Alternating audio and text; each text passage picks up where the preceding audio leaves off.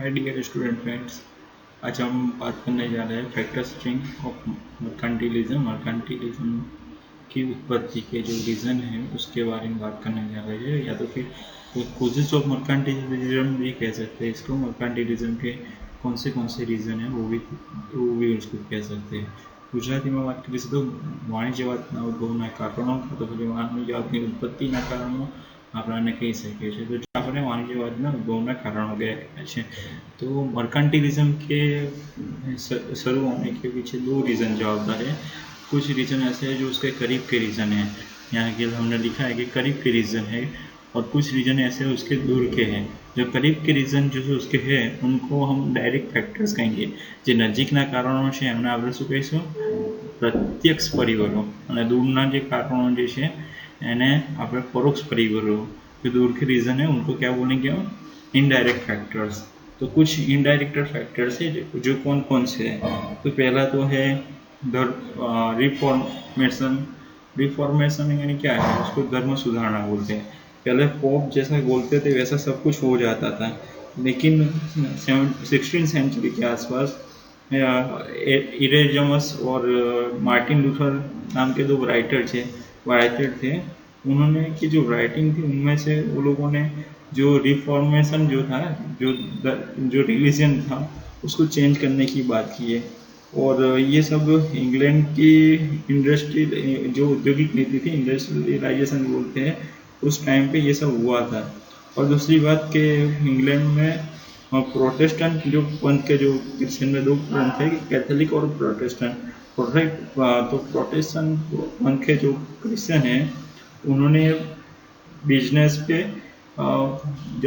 को ज़्यादा महत्व दिया, इससे ये चेंजिंग आया।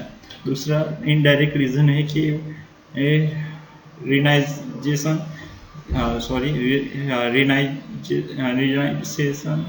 एंड ह्यूमनाइजेशन, यानी नव जागृति और मानवतावाद। तो क्या है कि पहले धर्म को ध्यान देते थे, अब धर्म को नहीं देते। किसको देते हैं? कि मानवता को देते हैं, इंसान के लिए क्या जरूरी है उस पर ध्यान देते हैं। उसके बाद था एक मूड्स करके एक थे, वो भी एक राइटर थे, थॉमस वुड। उन्होंने एक उन्होंने किताब लिखी, बुक लिखी जिसका नाम था यूटोपिया। तो उसका जो यूटोपिया भी जिसको कोई उसको कहता है, यूटोपिया या यूटोपिया। तो यूटोपिया जो था उसमें उन्होंने लिखा, वो कुछ लिखा जो मानवतावाद पे था आया। और उससे भी ये एक वाणिज्यवाद की उत्पत्ति का उसको भी रीज़न मानते हैं, क्योंकि उसने मानवतावाद से बिजनेस और काम कितने कलाक करना, फिर जो इंसान की प्रॉपर्टी है उसके राइट्स क्या है और कितने राइट्स है, कौन से राइट्स नहीं है, वो सब उन्होंने बात की थी। यानी ये तीन जो है इनडायरेक्ट रीज़न है।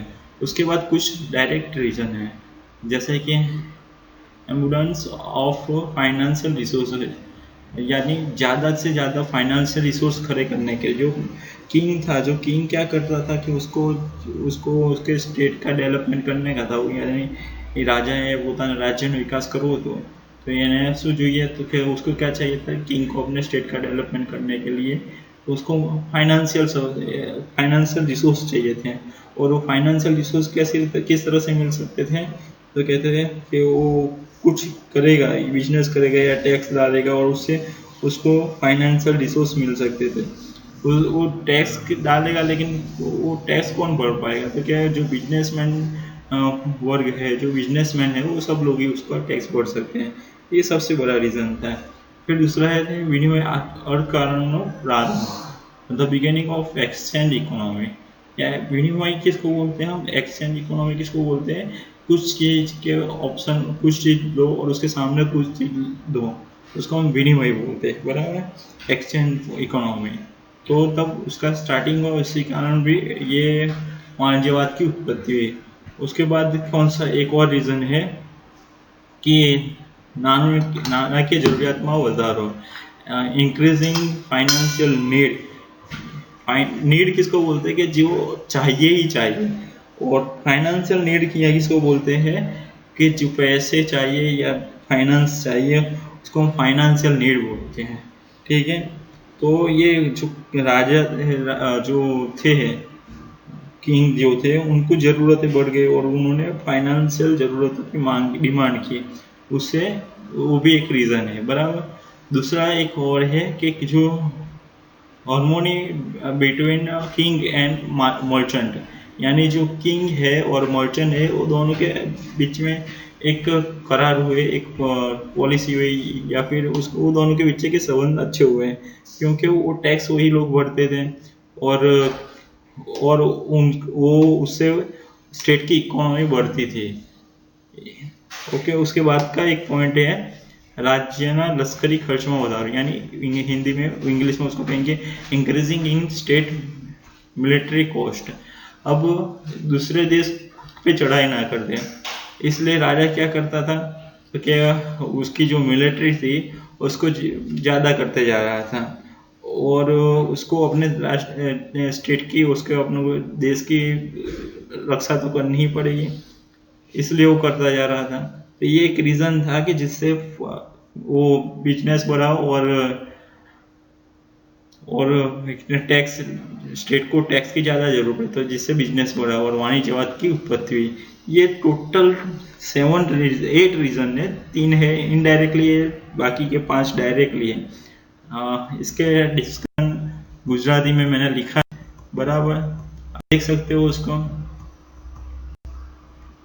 ओके, और ये सब जो है हमारी गूगल क्लासरूम का जो है उसमें है, यानी आप उसमें जाके देख लेना एक बार, ठीक है। ओके बाय, थैंक यू, जय हिंद जय भारत।